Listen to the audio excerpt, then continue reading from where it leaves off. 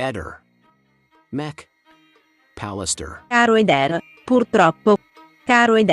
purtroppo questo paese, che non è mai veramente esistito sin dalla sua dubbia unificazione, esattamente come affermava Metternich, oggi è stato definitivamente dichiarato civicamente morto. La morte civica di una società ha diversi criteri di accertamento, uno dei quali riguarda la qualità della sua informazione.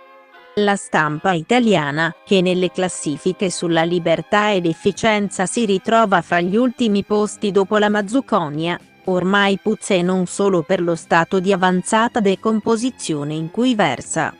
Sarebbe sufficiente pensare che il decano dei direttori di testata, già a capo dell'Espresso, l'Indipendente e oggi di Libero, oltre a ricoprire una miriade di incarichi politici.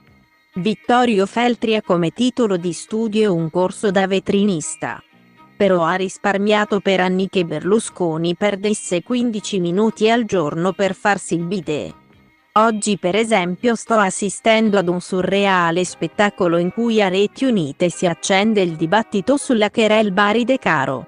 Pro e contro si spennano a vicenda con argomentazioni ripetute a pappagallo, ma nessuno di questi giornalisti è in grado di fornire un'argomentazione tanto semplice quanto efficace.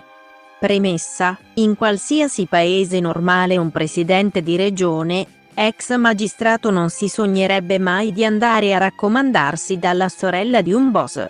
E se lo facesse verrebbe immediatamente defenestrato all'unanimità.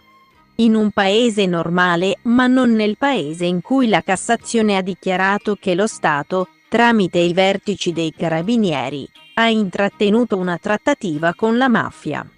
Ma che il fatto non costituisce reato. Ma se questi giornalisti da Pulitzer di cerume avessero un minimo di quel bagaglio professionale che qualifica un giornalista vero, ricorderebbero ed utilizzerebbero un esempio formidabile per zittire i detrattori. Ed un esempio che nessuno degli oppositori oserebbe mettere in discussione, che si chiama Carlo Alberto Dalla Chiesa. Lui stesso ha raccontato che in un paesino siciliano, Palma di Montechiaro, un giovane capitano dei CC era stato minacciato dalla mafia. Così lui si recò sul posto e si mise a passeggiare col capitano sotto braccio per tutto il paese, concludendo la passeggiata sotto la casa del boss. In pratica la stessa condotta è il medesimo messaggio di Bari: questo uomo è sotto la mia protezione, quindi rispettalo. Ma nessuno dei capoccioni è stato in grado di tirare fuori uno dei due esempi. Bisogna dire che in realtà De Caro ha dimostrato di non avere la caratura per fare il sindaco semplicemente perché non ne ha le palle.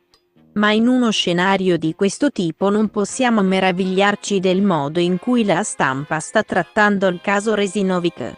Innanzitutto si continua a parlare di una indagine per suicidio, mentre l'attuale imputazione è omicidio a carico di persone attualmente ignote. E dunque la narrazione è totalmente falsata e porta ad un dibattito puntualmente fuorviante. Perché si ritorna sempre alla discussione per cui la procura ha accertato che si tratta di suicidio, quindi. Ma soprattutto, qualcuno di questi cronisti da oratorio vuole rispondere a Sebastiano, che continua a pretendere una foto, un selfie, una prova.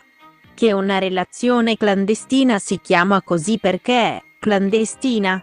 Che quando due sono amanti non fanno pubblicazioni nei bandi pubblici? Che le corna non hanno prova? Ehi, non dimenticare di iscriverti a questo canale.